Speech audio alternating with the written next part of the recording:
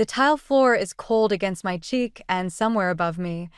Jake sighs with the kind of irritation usually reserved for delayed flights or burnt toast. Not, I think bitterly, for his pregnant wife sprawled across our kitchen floor. I'm Nova, and this isn't how I pictured sharing my pregnancy news with my husband. You really need to stop being so dramatic, Jake says, his voice floating down from what seems like miles away. I have a meeting in 20 minutes. The room spins as I try to push myself up. My fingers slip against the smooth tiles, and the morning sickness hits again, harder this time. I barely make it to my knees before retching into the sink. Jesus Christ, Nova. Jake's footsteps retreat. I'll be late. Don't leave, I manage between heaves. Please. I need to tell you something. The footsteps pause. I hear him adjusting his tie, that expensive silk one his mother gave him last Christmas. Can it wait? I have the Thompson project presentation today. I grip the counter, pulling myself upright. The world tilts dangerously, but I force myself to turn and face him. I'm pregnant. Jake's face goes blank, like someone hit pause on a video. His hand freezes mid-tie adjustment. What? 8 weeks, I say. I found out yesterday. He blinks rapidly, his jaw working. Are you sure? 3 tests and a doctor's appointment, sure. Jake's eyes dart around the kitchen, landing anywhere but on me. He checks his watch. Look, we'll talk about this tonight. I really can't be late for this meeting. Tonight? My voice cracks. Jake, I just told you we're having a baby. And that's big news. He grabs his briefcase from the counter. But Maya's been working on this presentation for weeks, and if I'm not there to support her. Maya, something cold settles in my stomach, heavier than morning sickness. Your new coworker, Maya? Project partner, he corrects automatically. Listen, we'll figure this out later, okay? Take some ginger ale or something. Before I can respond, he's gone. The front door closes with a decisive click that echoes through our suddenly too large house. I slide back down to the floor, pressing my forehead against the cabinet door. My phone buzzes. A text from Helen, Jake's mother. Lunch today? We need to discuss the country club membership. I close my eyes, remembering how she cornered me at last week's family dinner. When are you two finally giving me grandchildren? She demanded. Jake's not getting any younger. My hand drifts to my still flat stomach. Neither am I'd replied, forcing a smile while Jake pretended to be fascinated by his phone. The irony would be funny if I wasn't sitting here alone, trying not to throw up again. I text Helen back, can't today. Not feeling well. Her response is immediate. You're always not feeling well lately. Jake works so hard. He deserves a wife who can keep up with social obligations. Something snaps inside me. Maybe it's the hormones, or maybe it's the way Jake looked right through me as he rushed to support Maya. Or maybe it's just that I'm tired of pretending everything's fine when it's so clearly not. I grab my phone and pull up Jake's calendar, the one he thinks I don't know how to access. There it is. Thompson project meeting, 9:30 a.m. But there's another entry, hidden in his personal calendar. Lunch, 1 p.m. My hands shake as I screenshot the entry. The nausea returns, but this time it has nothing to do with morning sickness. You're right, Helen, I text back. Jake does work very hard. Especially with his new project partner, Maya. Maybe we should all have lunch together sometime? I hit send before I can change my mind, then block her number. Standing up slowly, I steady myself against the counter and look around our pristine kitchen. With its matching appliances and coordinated color scheme. Everything perfectly in place, just like Jake likes it. Well, almost everything. 3 weeks have passed, and Jake's chair sits empty at dinner again. His excuses pile up like the takeout containers in our trash, late meetings, client emergencies, networking events. Tonight it's drinks with potential investors, though his calendar still shows that mysterious M entry. I push my untouched pasta around the plate, fighting another wave of nausea. The smell of garlic, once my favorite, now makes my stomach roll. My phone lights up with a text from Helen. Jake tells me you've been difficult about the country club events. This isn't how we do things in this family. The fork clatters against porcelain. I delete the message without responding, but another follows. I'm coming over tomorrow. We need to talk about your priorities. The front door opens just as I'm dumping my dinner in the trash. Jake's cologne hits me first, different from his usual scent, sweeter somehow. More feminine. You're home early, I say, not turning around. Meeting wrapped up faster than expected. His voice is careful, measured. Mother called. She's worried about you. Fascinating. I start loading the dishwasher, each plate a controlled slam. Did she mention I'm carrying her grandchild, or just my apparent failure as a society wife? Jake sighs. Nova, don't start. I'm tired. Tired. I spin around, a water glass clutched too tightly in my hand. You want to talk about tired? Try growing a human while your husband. The words die in my throat. There's a smudge of red on his collar, lipstick, badly wiped away. My fingers go numb, and the glass slips, shattering at my feet. Don't move, Jake says, stepping forward. You'll cut yourself. Stay back. My voice sounds strange, distant. I've got it. You're being ridiculous. Let me help. Like you helped at my first ultrasound appointment? The words come out sharp as the glass around my feet. Oh, wait. You had that emergency meeting with Maya. His face tightens. The Thompson Project is crucial for my career. Is that what we're calling it now? What's that supposed to mean? I laugh, and it sounds all wrong. Your mother's coming over tomorrow. Should I tell her about the lipstick on your collar, or would you prefer to explain it yourself? Jake's hand flies to his neck, then drops. Something cold and calculating crosses his face. You're hormonal. Imagining things. This pregnancy is clearly affecting your judgment. Don't. My hands shake as I reach for the broom. Don't you dare try to gaslight me. I'm not. His phone buzzes, and he glances at it reflexively. His expression softens for a fraction of a second before he catches himself. Is that another emergency meeting? I ask quietly. Client follow-up. He backs toward the door. I need to take this. Of course you do. He pauses in the doorway. We'll talk tomorrow after you've calmed down. Mother will help you see reason. The door closes behind him, and I'm alone with the broken glass again. My phone pings another message from Helen. Jake says you're becoming unstable. We need to discuss medication options. Slowly, deliberately, I open my laptop and pull up the tracking app one installed on Jake's phone last week. The moves steadily across the map, not toward his office, but toward the expensive apartment complex where Maya lives. I open a new document and start typing. Day 21 of surveillance. Subject left house at 9:47 p.m. after gaslighting attempt. Current location. I add screenshots of his location, the calendar entries, photos of the lipstick stain.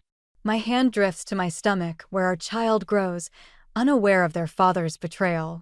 I'm sorry, I whisper, but I promise you won't grow up watching your mother be made a fool of.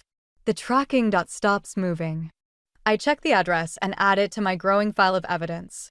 Tomorrow, Helen wants to discuss my priorities? Perfect. I'll have plenty to discuss with her too. I close the laptop and start sweeping up the broken glass, each shard a promise of what's to come. They want to paint me as unstable? Fine. Let them. They have no idea what I'm capable of when I'm thinking clearly.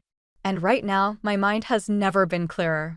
Jake's car key feels heavy in my palm as I stand in our garage at dawn.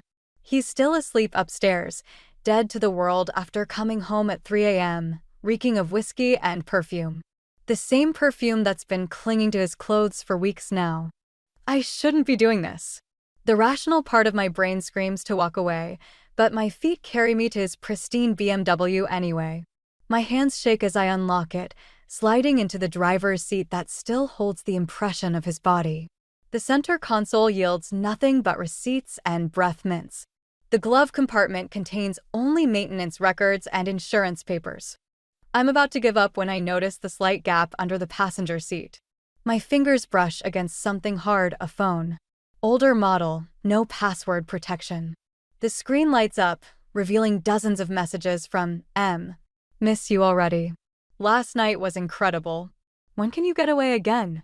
Each message burns like acid in my throat. But it's the photos that break me. Jake and Maya at restaurants I've never been to, at concerts he claimed he was too busy to attend with me. Her head on his shoulder, his hand on her waist. Both of them laughing at some private joke while I've been home battling morning sickness alone. The garage door rumbles to life. I freeze, clutching the phone. Jake appears in the doorway, his face shifting from confusion to rage as he spots me in his car. "What the hell are you doing?" "Research," I say, my voice steadier than I feel. "For the Thompson project." "Fascinating stuff." He crosses the garage in 3 strides. "Give me the phone." "Why?" "Afraid Helen might see these lovely dinner dates? Or maybe your boss would be interested in how you've been spending those late nights at the office." "You're making a mistake." His voice drops dangerously low. "Think about what you're doing." "I have been. For weeks." I hold up the phone. "While you've been thinking about Maya." He lunges for the phone, but I'm faster. "Don't," I warn. "I've already backed everything up." "You're hysterical," he spits. This is exactly why I needed. He stops himself, but the damage is done. "Needed what, Jake?" "Someone who isn't pregnant and inconvenient." "This isn't you," he says, switching tactics. "The hormones are making you paranoid. Let me help you." I laugh, and it sounds like breaking glass. "Help me? Like you helped Maya climb the corporate ladder?" "On her back, apparently." His hand shoots out, grabbing my wrist. The phone clatters to the floor. "You're embarrassing yourself." "No," I wrench away, "I'm exposing you." "Think carefully about your next move," he says quietly. "Who do you think they'll believe? The successful executive or his unstable, hormonal wife? That's why you've been laying the groundwork with Helen, isn't it? Painting me as unhinged?" The pieces click into place. "How long have you been planning this?" He doesn't answer, but his silence says everything. "You know what's funny?" I retrieve the phone, my hands steady now. "I actually thought this baby would bring us closer. Instead, it just showed me who you really are." "Nova." "Save it." I head for the door, then pause. "Oh, and Jake?" "Maya's not the only one who knows how to document things. Check your email. I just sent you some interesting screenshots. I think Helen and your boss might find them enlightening." The color drains from his face. "You wouldn't dare." "The old Nova wouldn't, I agree. But you killed her. Congratulations on creating something much worse." I leave him standing in the garage, staring at his phone as messages start flooding in. Helen's name flashes on his screen, followed by his boss's. My hand rests on my stomach as I walk away, feeling stronger with each step. They wanted to paint me as unstable? Fine. But they forgot one crucial detail: a mother protecting her child is capable of anything. And I'm just getting started. The doctor's voice fades into white noise as I stare at the ultrasound monitor. "Bed rest," she's saying. "Your blood pressure is dangerously high. You need to stop working immediately." My hand tightens around the prescription she's trying to give me. "I can't afford to stop working." She frowns, glancing at my empty ring finger. "I stopped wearing Jake's ring last week." "Is there someone who can help support you during this time?" The irony makes me laugh, but it comes out as more of a sob.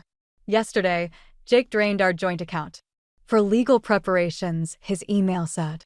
"Given your recent unstable behavior." "I'll figure something out," I tell her, but my voice sounds hollow even to me. Back home, I find Jake waiting in the kitchen. He's wearing his court suit, the one that costs more than 3 months of my salary. "We need to talk about your leave of absence," he says, not looking up from his phone. "The company's concerned about the project timeline." "The company or Maya?" His jaw tightens. "I'm trying to be reasonable here. You can't just stop working and expect." "The doctor says I have to." Convenient timing. He finally looks at me, his expression calculated. "Right after you tried to blackmail me." "Blackmail?" I grip the counter as the room sways slightly. "You mean exposing your affair?" The board sees it differently. His smile is cold. "They're very concerned about workplace harassment." "Maya's quite upset about your accusations." The pieces click into place. "You're having me fired."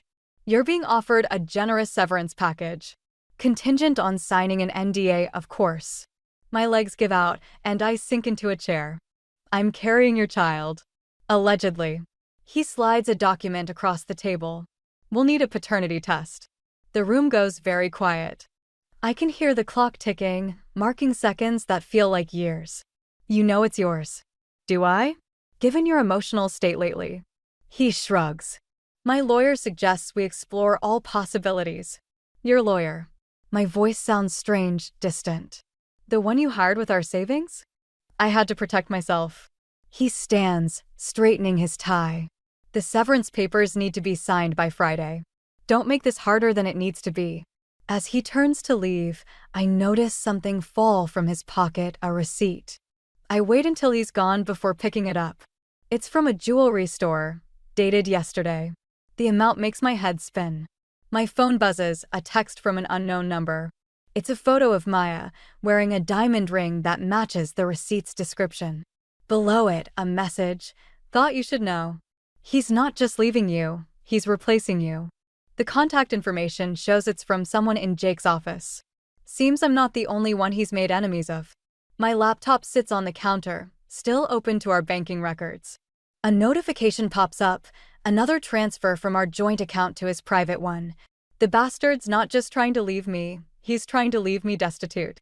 The baby kicks, as if sensing my distress. I press a hand to my stomach, feeling the movement that reminds me what I'm fighting for. It's okay, I whisper, but I'm not sure who I'm trying to convince.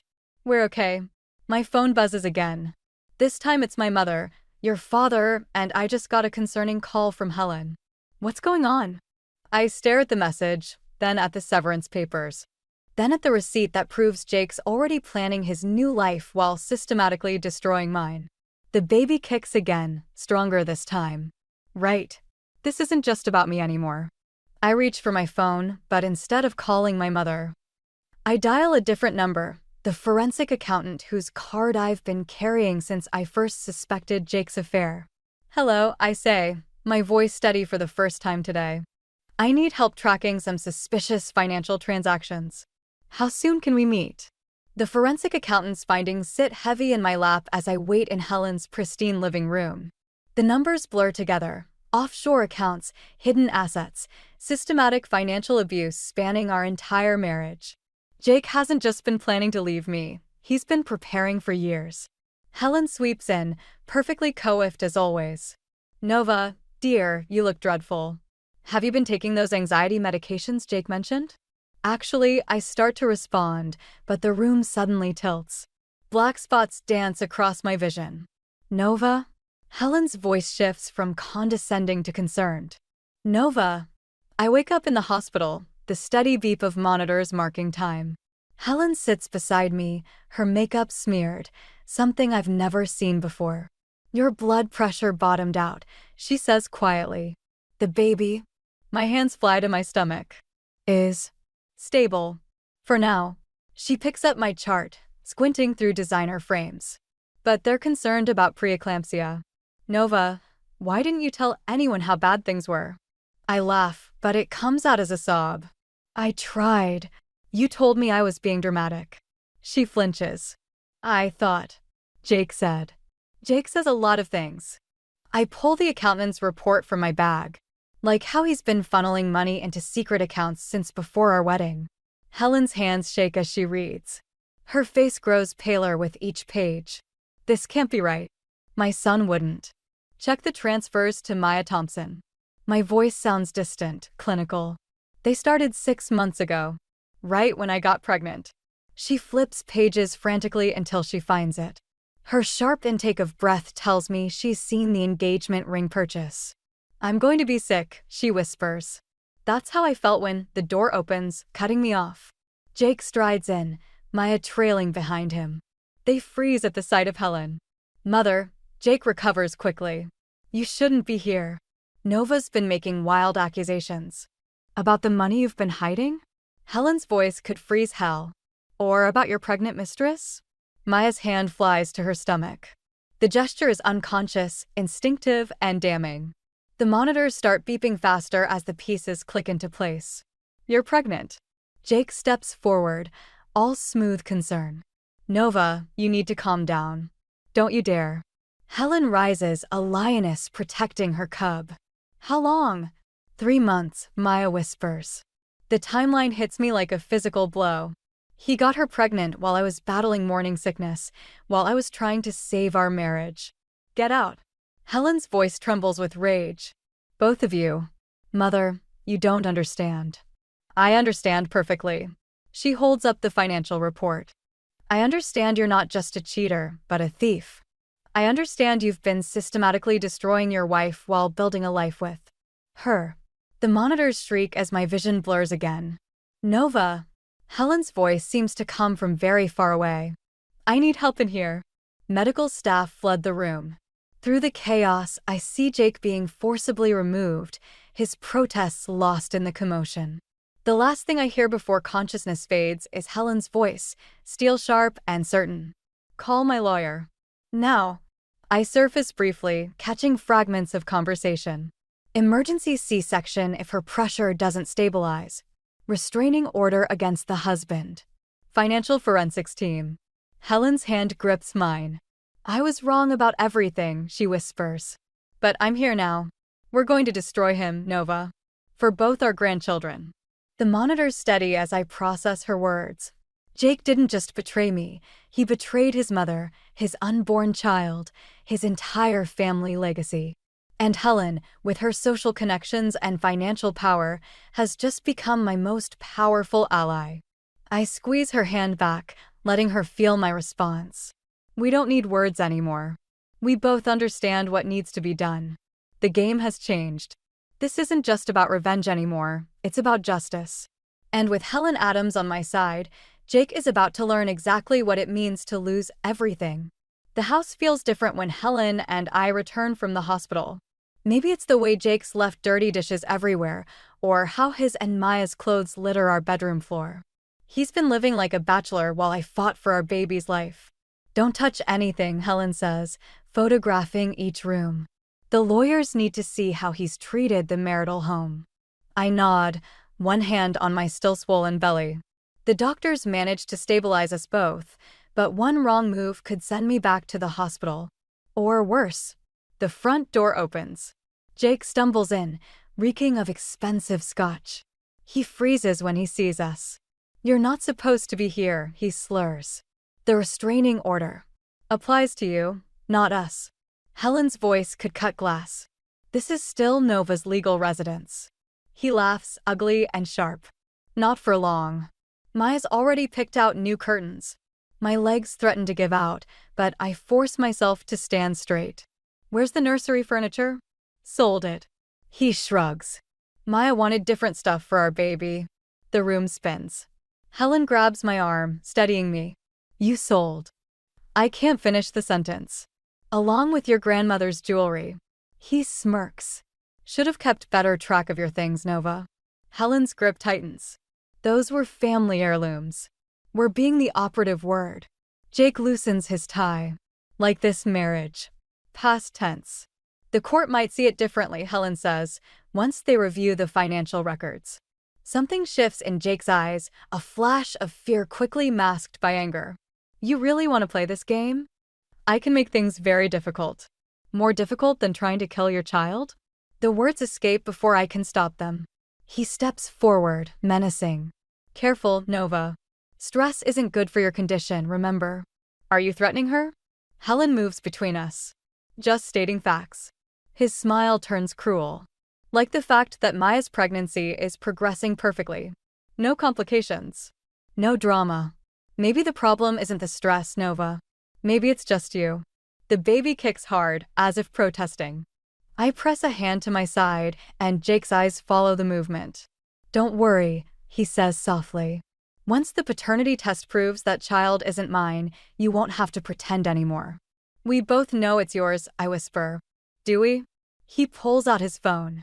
Because I have some interesting security footage from the office. You and that IT guy working late. He lets the implication hang. That's a lie. Truth is whatever I can prove in court. He shows us the screen, doctored footage of me with a male colleague. Amazing what money can buy these days. My knees buckle. Helen catches me as Jake continues, the board already thinks you're unstable. Add infidelity charges and well. Who would believe anything you say about our finances? You bastard, Helen hisses. Careful, mother. You're one signature away from losing your position on the family trust. Sure you want to pick sides. The room goes quiet except for the sound of my ragged breathing. Jake moves toward the stairs, then pauses. Oh, and Nova? Maya's wearing your grandmother's sapphire ring. Looks better on her anyway. He disappears upstairs, leaving us in the wreckage of what was once my life. Helen's hands shake as she helps me to a chair. He's thought of everything, I whisper. Not everything. Helen pulls out her phone, stopping the recording. He just confessed to selling stolen property and fabricating evidence. While drunk. I stare at her, hope warring with despair. Will it be enough? Alone? No. She squeezes my hand. But combined with what else we have? It's a start. Upstairs, we hear Jake talking, presumably to Maya. Planning their perfect future while systematically destroying mine. I can't lose this baby, I say. I can't lose everything. You won't. Helen's voice hardens with resolve. Because we're going to take everything from him first. The baby kicks again, stronger this time. Like a signal. Like a promise. The boardroom falls silent as I walk in, Helen at my side. Jake's face drains of color when he sees us. Maya, sitting beside him, touches her stomach protectively, a gesture that might have sparked sympathy in me once. Not anymore. This is a closed meeting, Jake says, but his voice wavers. Helen smiles, razor sharp. As major shareholders, we have every right to be here. The board members shift uncomfortably. Jake's boss, Richard, clears his throat. Mrs. Adams, given the circumstances. The circumstances, I interrupt, placing a USB drive on the table, are exactly why we're here. Jake lunges for the drive, but Helen's already connected it to the projector. The screen fills with financial records, transfers, hidden accounts, falsified expense reports. What is this? Richard demands. Evidence of systematic embezzlement, Helen says. Using company resources to fund a personal lifestyle, including gifts for certain employees. Her eyes cut to Maya's ring, my grandmother's sapphire glinting accusingly. Maya's hand drops to her lap. Jake stands, desperate. These documents are clearly fabricated. Nova's unstable. Like the security footage you doctored? I play his drunken confession through my phone. The room goes deadly quiet. You recorded me illegally, he snarls. Actually, Helen produces a document. As co-owner of the residence, Nova had every right to record conversations in her home. Unlike someone who falsified company records. Richard's face darkens as he reviews the evidence. Jake, is this true? Of course not. This is a vindictive attack by my pregnant ex. Soon-to-be ex, I correct. And I'm not the only one who's pregnant, am I, Maya? Maya pales. Several board members gasp. That's irrelevant, Jake snaps. Is it? Helen pulls out another document. Because according to company policy, relationships between supervisors and direct reports must be disclosed. Especially when said supervisor is authorizing bonuses and promotions. Maya stands abruptly. I need to. Sit down, Jake hisses, grabbing her arm. Don't touch me. She jerks away. You said this would never come out. You promised. Maya, he warns, but she's unraveling. You said you'd handle everything. The money, the promotion, the baby, she stops, horror dawning on her face. The baby? Richard's voice could freeze hell. The position we just promoted you to is meant for someone who's taking maternity leave? Jake's mask finally cracks. I can explain. Like you explained the missing nursery furniture? I ask quietly. Or my grandmother's jewelry. Or the trust fund you drained. You bitch, he lunges toward me, but security's already moving. I wouldn't, Helen says coldly. Assaulting a pregnant woman in front of witnesses? Even your lawyer couldn't spin that. The boardroom erupts into chaos. Maya's sobbing, security's restraining Jake, board members are shouting. Through it all, I remain standing, one hand on my stomach, watching my husband's carefully constructed world implode. This isn't over, Jake spits as security escorts him out. Actually, it is. Richard turns to Maya. Miss Thompson, please stay. We need to discuss your position. Everyone else, clear the room. As people file out, I catch Jake's eye one last time. The hatred there would have broken me once. Now it feels like vindication. Nova, Maya calls suddenly. I'm sorry. I didn't know. About the jewelry, the nursery. He said you didn't want them. I touch my grandmother's ring on her finger. Keep it. Consider it a reminder of what happens when you build your happiness on someone else's pain. Outside, Helen squeezes my hand. You did it. We did it, I correct. But it's not over yet. No, she agrees. The criminal charges are next. Then the divorce. I watch through the glass as Maya crumbles under Richard's questioning, while security escorts Jake from the building. His perfect life, dismantled in under an hour. The baby kicks, stronger than ever. For the first time in months, I smile. Let's go home, I tell Helen. The real home, not the one he destroyed. As we leave, I delete Jake's number from my phone. Some things don't need an encore performance. The envelope arrives on the same day my son does. I'm still in the delivery room, Helen holding my hand, when the nurse brings in the registered letter along with the birth certificate forms. Mrs. Adams, she says, a courier insisted this was urgent. The return address shows Jake's lawyer's firm. My hands shake as I open it, but not from fear, not anymore. Inside is a single sheet of paper and a key. The letter is handwritten, Jake's precise script now unsteady. I found this in my father's study. Maybe now I understand why he left. The key belongs to a safety deposit box. Helen's eyes widen in recognition. That's your grandmother's key, she whispers. The one Jake claimed he lost.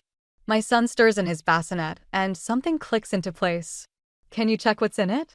Helen returns an hour later, holding a familiar velvet box. Inside, my grandmother's jewelry collection gleams, every piece Jake claimed he'd sold. There's more, Helen says, placing a worn journal beside me. Your grandmother's diary. Jake's father. He tried to steal these 2 years ago. That's why he disappeared. The baby fusses, and I lift him, studying his tiny features. He has Jake's eyes, but they're softer somehow.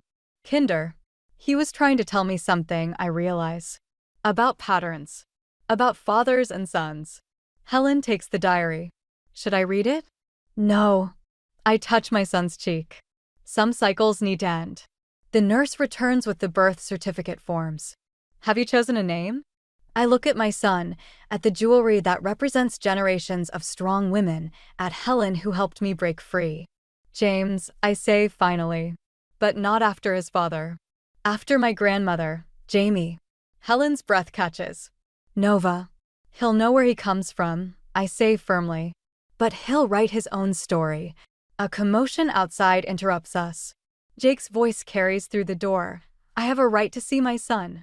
Security arrives before he reaches us, but not before I glimpse his face through the window, haunted, desperate. For a moment, I see his father in him, the same pattern playing out again. Should I call the police? Helen asks. I look down at James, peaceful despite the chaos. No, let him go. After everything he did? That's why. I adjust James's blanket. I won't let anger shape my son's world the way it shaped Jake's.